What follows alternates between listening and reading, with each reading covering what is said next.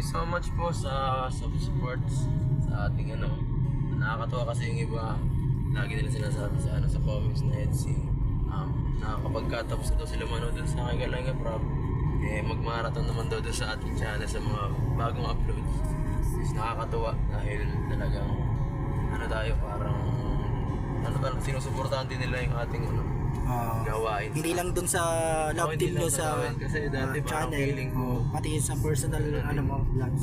dati kasi parang feeling ko gano'n parang sa ibang mga reviews love team parang sila lang parang di ko ramdam na parang nasusuportahan ako. Parang gano'n lang, pag hindi kasama yung ka-love team wala lang.